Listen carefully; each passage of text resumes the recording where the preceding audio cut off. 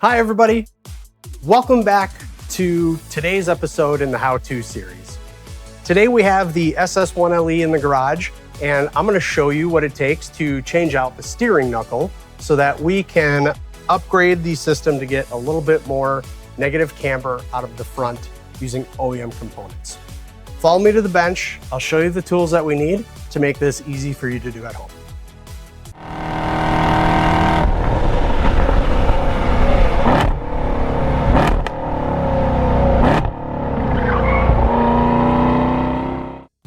Okay, here we are at the bench, and I'm going to cover the tools that we need. One of the things that you're going to need is a 6mm Allen key.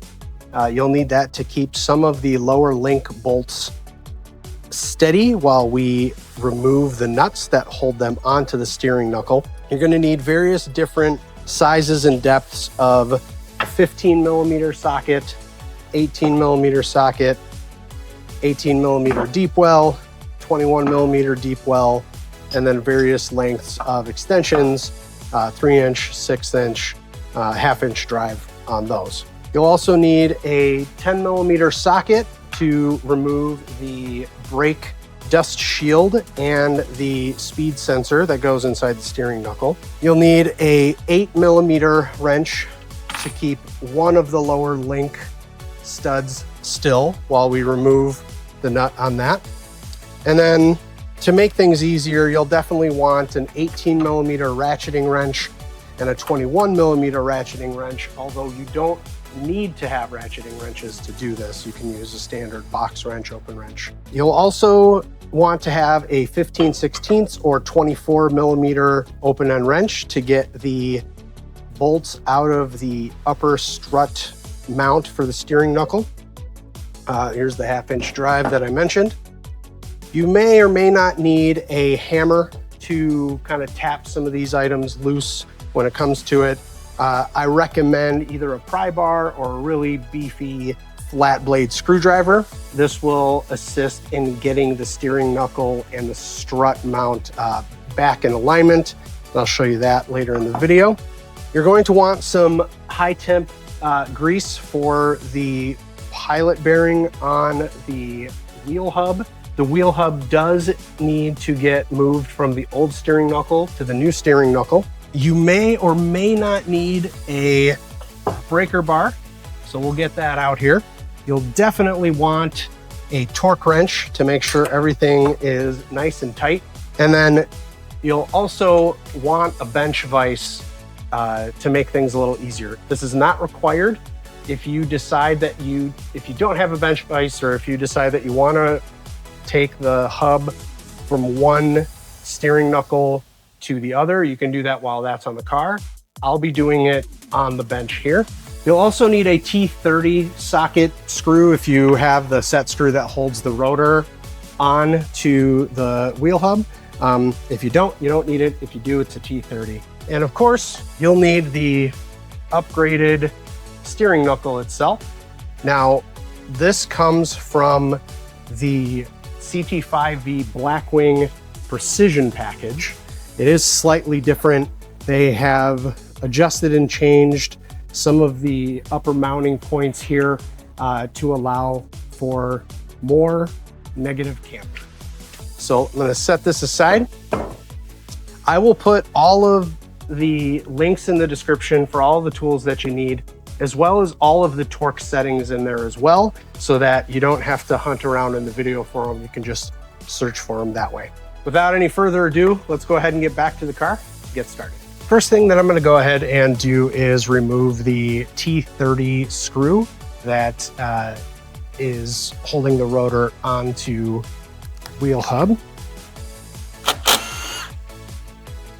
And then the next thing I'm going to do is rotate the entire assembly so that I have easier access to get to the brake caliper bolts back here.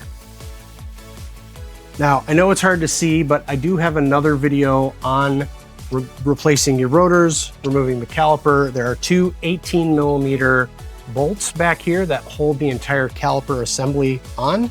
And then what we're going to do is remove the caliper assembly, and using a brake hanger, just set it up here using one of the springs. You may or may not need a breaker bar to get the caliper bolts loose. Now that I've broken those loose with the breaker bar, I'm gonna introduce some battery power to just help loosen those up. Once we removed one completely, we wanna make sure that we're bracing the caliper before we completely remove the other one so that it doesn't fall and potentially break or damage the brake fluid line.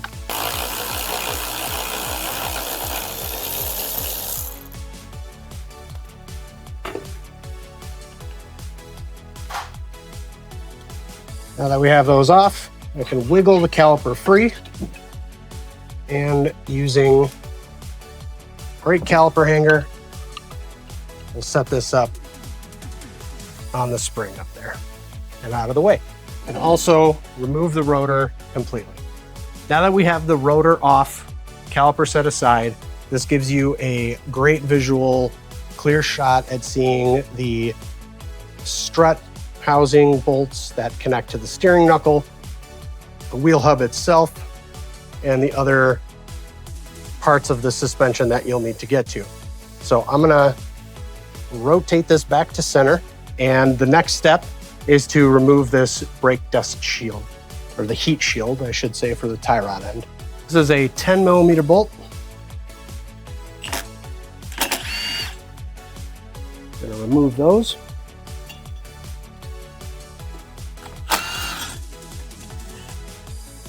Set it aside. Moving over to the other side, this is the 10mm bolt for the speed sensor. Now, this bolt is longer than the two other bolts used for the heat shield. So you can see here, they are slightly different. Just keep that in mind. There's two of the shorter ones, one of the longer one. The longer one goes to the speed sensor there. We'll set those aside. I'm gonna gently pull this out and kind of set it over here out of the way. Now, if you were just changing out a wheel hub, you would rotate this again and get these 3 bolts that hold the wheel hub out and replace that. However, I'm gonna do that on the bench, so I'm just going to continue to remove the steering knuckle altogether. All right, next up is the tie rod. So I'm gonna loosen the tie rod, the steering knuckle nut, and then the lower link nut over here as well. So with the tie rod, this is an 18mm nut. I'm going to loosen that with my impact driver. And then once it's loose, I'm going to use an 8mm wrench to hold this part steady while I use a ratcheting wrench to loosen the nut the rest of the way off.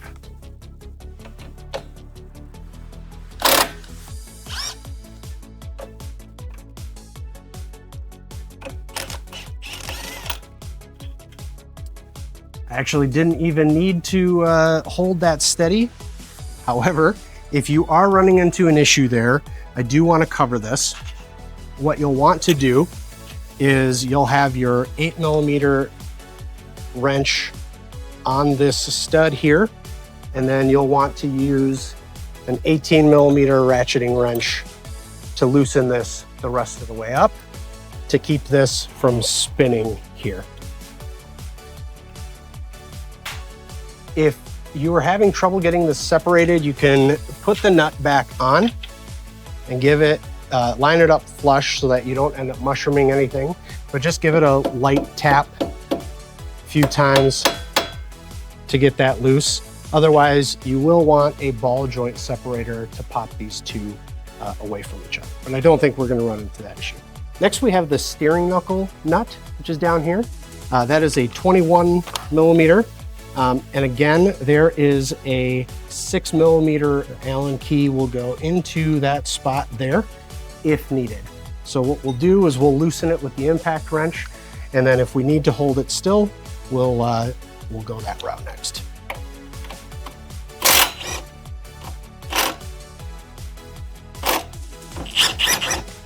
All right, perfect. So this one here is giving me that issue where it's spinning the stud. So what we'll do is get that Allen key in there. You can see the whole assembly is moving with it.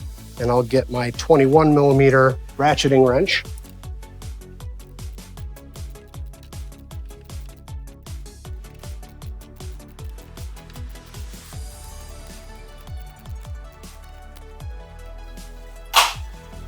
I'm going to rotate this again just to give myself a little bit more clearance to get to the 21 millimeter nut that is right behind here that is holding this lower link arm on. Again, same setup, 6 millimeter Allen will drop into it to keep it steady. I'm actually going to use the long extension here because there are some sensors that I don't want to damage. That's the mag ride sensors. So we're going to come up from a little higher.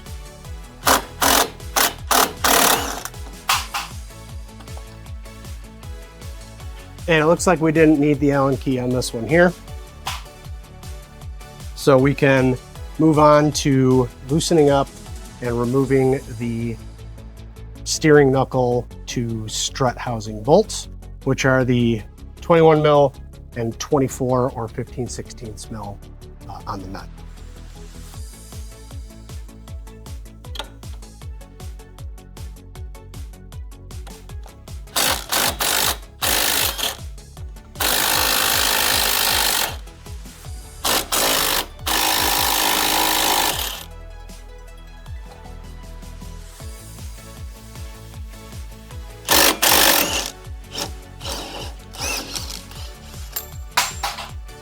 Now, once we have those loose, it's going to be really difficult to get this thing to move around. So what we want to do is I'm going to go to the other side of the vehicle. I'm going to use the rotor to help straighten this back out.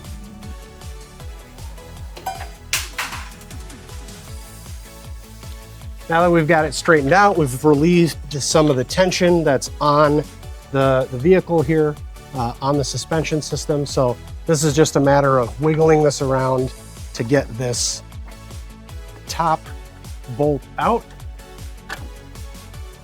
Now that that is free,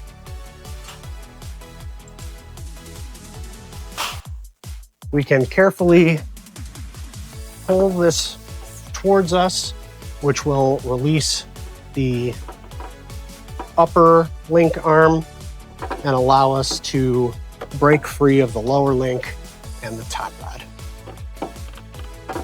If you are having issues getting these free, what I would recommend is just putting one of the bolts back in and then using the nut and the hammer to knock these free. If you don't have a ball joint separator that will work on these connections. There you go, we've got that one loose. You can pull that nut off. Now, for the other one back here, careful with this one, you don't want to hit any of these sensor wires.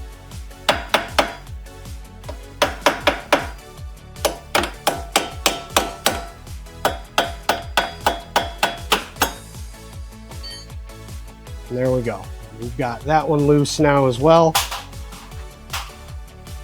Remove the steering knuckle bolt to the strut one more time.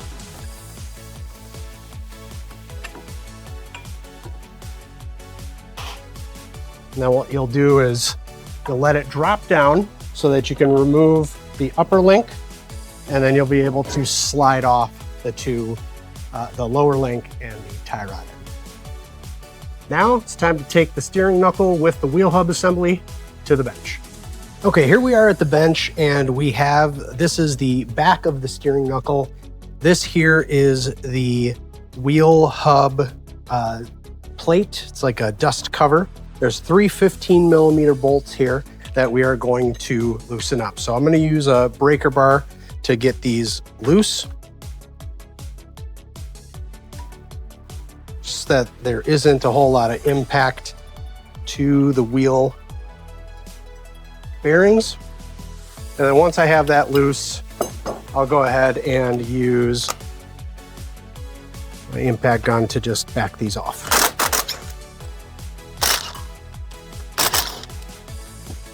Now that I have those loose, I can take my wheel bearing, wheel hub assembly and set it aside. We're going to clean that up in just a bit here.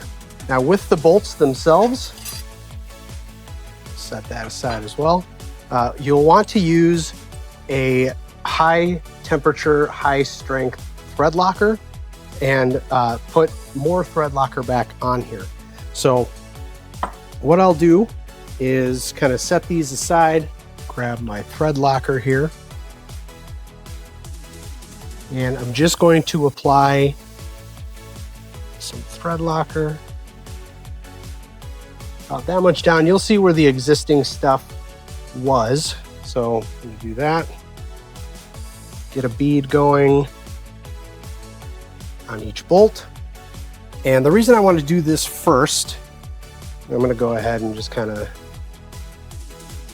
get this around the thread itself. The reason I'm doing this first is because I want to let this set for a few minutes before we reinstall the wheel hub into the new steering knuckle. So we can get rid of this here, set this aside. We will get the new steering knuckle kind of set into place here. And then what we will want to do with the old wheel hub is clean this up, get this nice and clean, get a lot of this grime and grit off of here, because we want to re-grease this with extreme high temperature grease. So I showed you that earlier in the tools that we were going to need to use. So I'm just kind of wiping this clean here. It doesn't have to be perfect. It's going to get dirty again. I'll show you what we need to do. Got my high temp grease. You do want to use something that meets the, let me see if I can remember here. I'm not going to remember, so I'm just going to read it off the can here. It meets the NLGI GC-LB specification, which is the highest that they make. So we're just gonna dip into the grease here a little bit. And then I am going to smear it around the outside. This is the, I believe it's called the pilot hub bearing of the wheel bearing.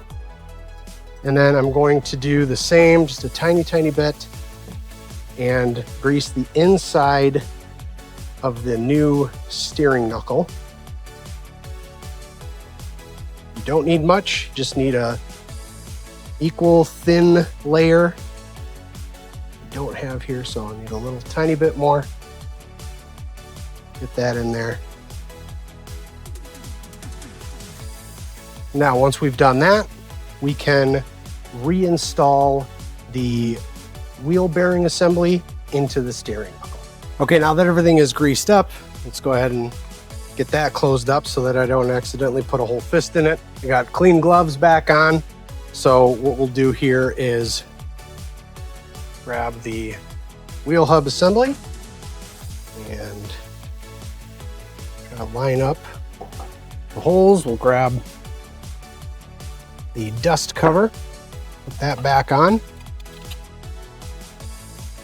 and get these bolts in here.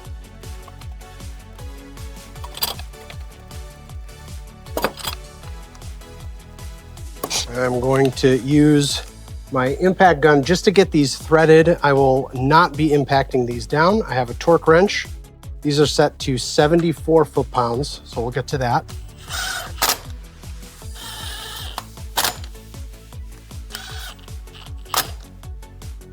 So torque spec on these, and again, I'll have all the torque specs listed in the description, but the torque spec on these is 74 foot-pounds and then another 15 to 30 degrees for a second pass.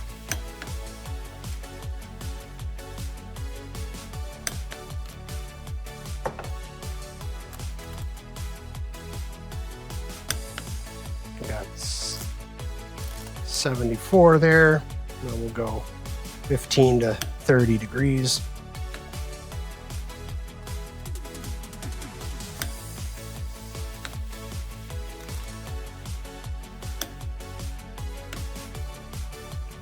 And that is all set. It is ready to go back on the car. Here we are back at the vehicle. We have our wheel hub assembly installed onto the new steering knuckle. Now it's just a matter of getting everything put back together. We're gonna put this back together in the exact opposite way, or the reverse order that we took it apart in. So I'm gonna start by getting these, the tie rod end and the lower link in on the steering knuckle. And then this will this top link will fall into place as we put it up into the strut housing. We're going to set it on there. And I'm just going to set these nuts back on to hold them in place.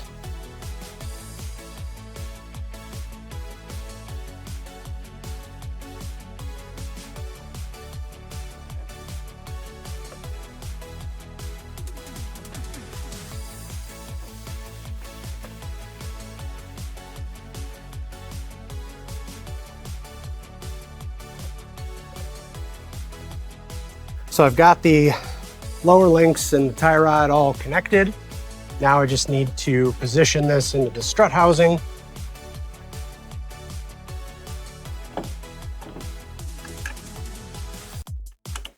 If you are having trouble getting these lined up, this is where that large flat blade screwdriver comes in handy, or a pry bar if you have one small enough that'll fit. You can shove it through the holes and kind of use that to line up and guide the bolts in.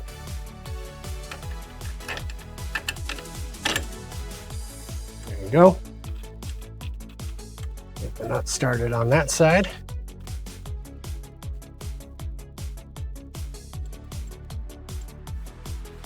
Now we can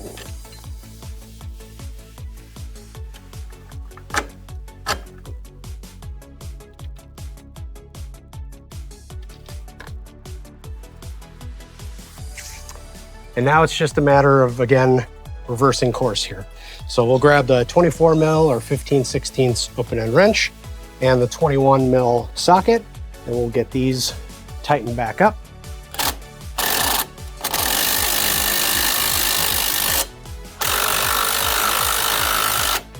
Now I want to get these torqued down to 111 foot-pounds on the first pass, and then an additional 90 degrees on the second pass. Tough to do this and not block the view, so let's see what we can do here.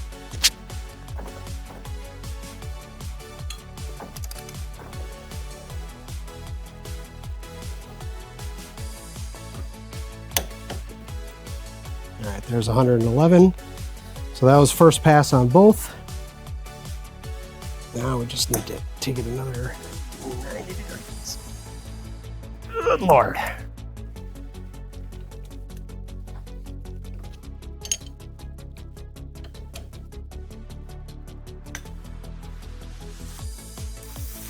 All right, there we go.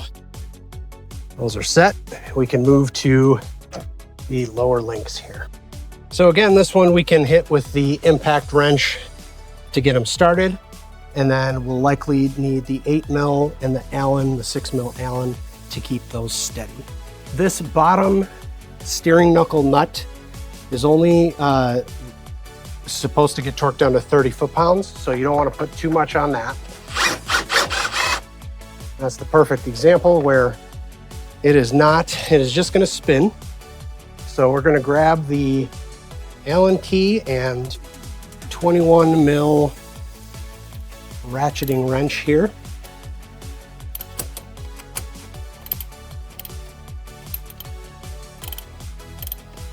And then once it's to a point where it's tight enough, you can then, the center stud isn't going to move around on you.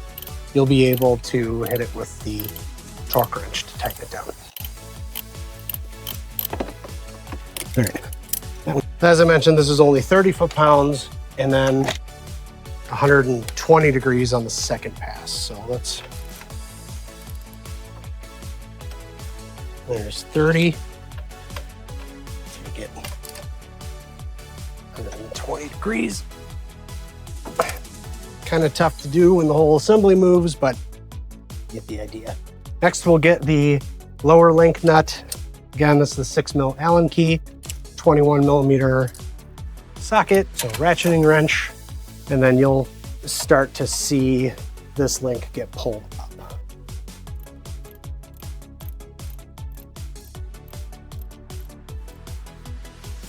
Again, once we have it tight, we'll be able to torque it down without the stud spinning. Now, this nut and this 18mm nut are both 74 foot-pounds and then 90 degrees for the second pass.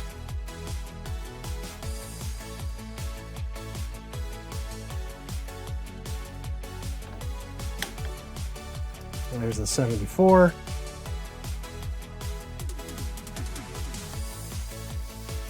It's gonna be real tough to get an additional 90 degrees here, but do it in sections. I know this is not ideal. All right, onto the tie rod end. This is the 18mm. This will also likely spin. Yep, so we'll grab that 18mm ratcheting wrench and the 8mm wrench to kind of keep this in place.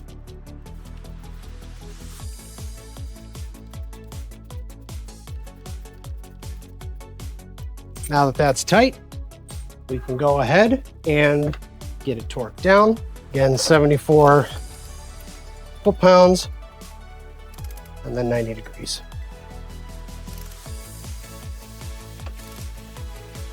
This one's going to be a little easier because we'll reach our maximum limit here. So there's that 74 and then 90. There we go. Now, we can rotate this back to center and start assembling the wheel speed sensor back into the steering knuckle.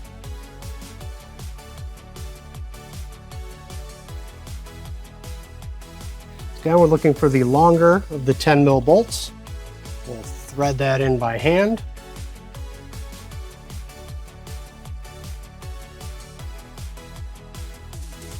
Give it a quick little tightening. It does not have to be very tight. I do not know the torque spec off the top of my head, but if I find out, I'll make sure to list it in the description. And then we're going to reinstall the heat shield for the tie rod end with the two shorter 10mm. Again, we'll start these threads by hand.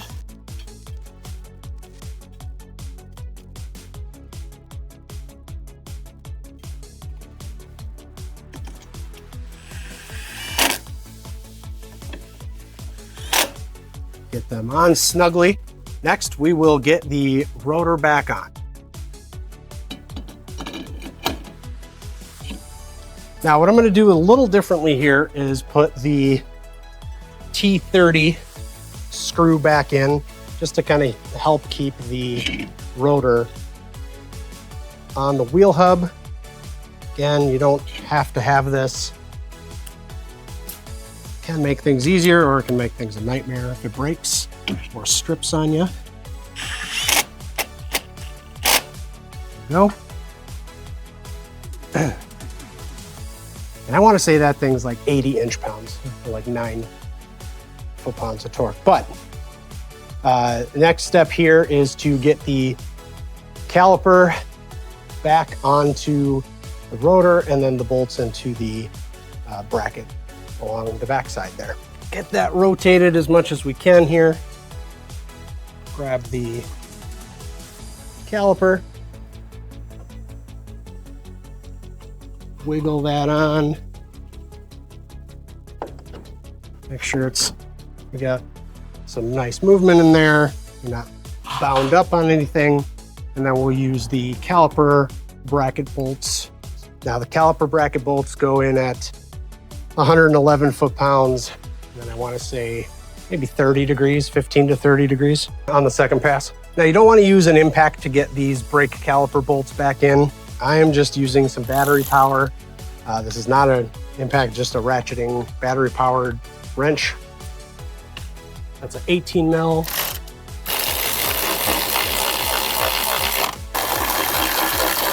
We'll get those torque wrench set to 111.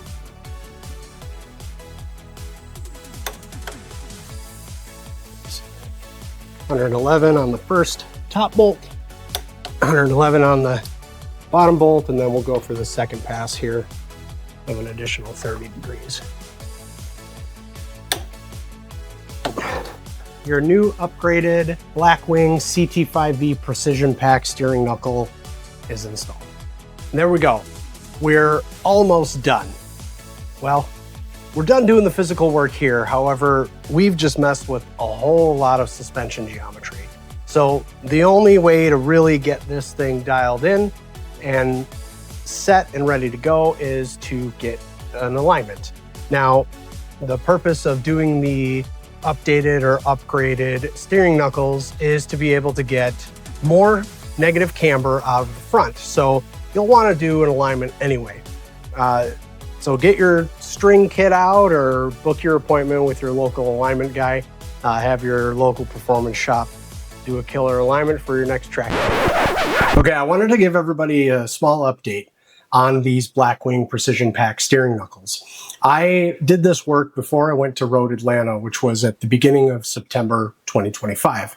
I was able to actually get negative 2.8 and negative 2.7 in the front, just using these knuckles. And that's not even the maximum. That's actually what I asked the dealership to set this to. And yeah, I said dealership. It wasn't some specialty shop or anything like that. So took it to the dealership that I typically have my warranty work done and things like that.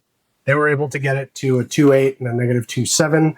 I did that intentionally. I set it up for a right hand or a clockwise facing course, and it turned out great. The tire wear on my Supercar 3Rs was phenomenal, and really extended the life of those tires for sure. Now, what I will say is that I also went in and asked, like, what's the maximum that we can set this thing to with these new knuckles? And we were just playing around while some of the bolts were loose and things like that. And I'll throw up a picture right here, but we're able to get negative 3.1. Negative 3.1 degrees on a factory OEM steering knuckle. I don't know why I did this for OEM. It's an OEM steering knuckle. It's pretty phenomenal. Usually you have to go to some kind of strut modification or camber hat or something like that to get that kind of setting. So I just wanted to interrupt this video, give that quick update. So back to the program. There we have it. That's how you change out the steering knuckle. Hopefully you learned something today and you can use this video to do some work on your own car in the future. Till next time, till the next project, see you then.